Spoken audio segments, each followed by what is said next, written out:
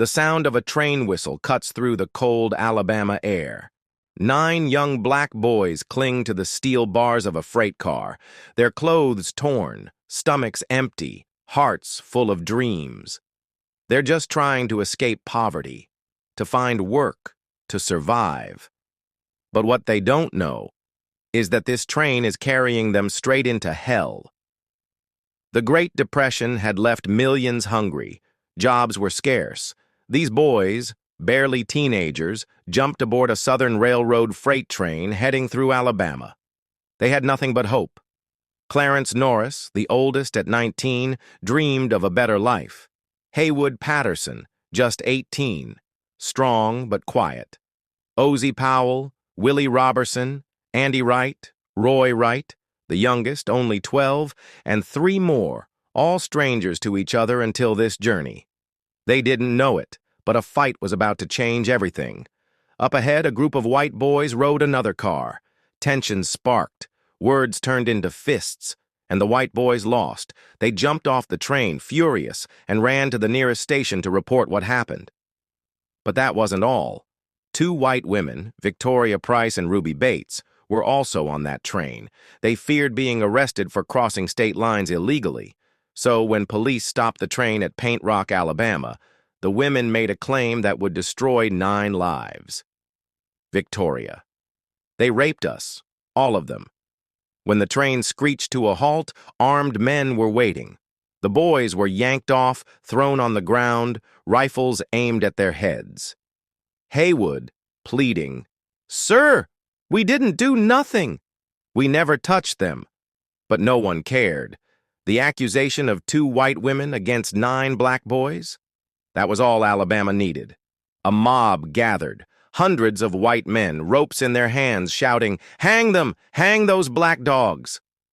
Inside the jail, the boys huddled together, trembling. They could hear the mob outside. They thought they would die that night. Roy Wright whispered, "I just want to go home. I want to see Mama." The sheriff kept them alive, for now. But the real battle was about to begin. Just 12 days later, the trials began. No time to prepare, no real lawyers. The courtroom smelled of sweat and anger. White faces everywhere. Judge, jury, audience. Voiceover, 9 boys, 2 white women, and an entire courtroom that had already decided the verdict. The prosecutor pointed at the boys like they were animals. Prosecutor: "Gentlemen, these Negroes committed the most heinous crime. They must pay with their lives." The boys sat silently, their chains clinking. One by one they were called. Judge: "Do you swear to tell the truth?" Haywood: "Yes, sir. But nobody here wants to hear it." The girls told their story, full of lies, but the jury believed every word. The trial lasted only 1 day. Verdict: 8 of the 9 boys sentenced to death in the electric chair.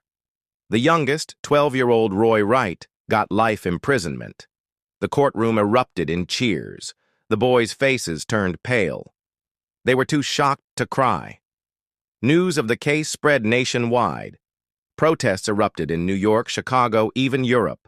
The Communist Party and civil rights groups took up their cause. Lawyers appealed. In 1932, the U.S. Supreme Court gave hope. The Scottsboro Boys were denied fair trials. The convictions are overturned. The boys cheered. They thought they were going home. But Alabama had other plans. Retrial after retrial, each one just as biased. Judges changed, but racism didn't. One day, something shocking happened. Ruby Bates, one of the accusers, confessed in court. "Ruby, it was all a lie. They never touched us." The courtroom gasped. Truth had finally spoken. But still, the boys were not free. Some convictions were upheld.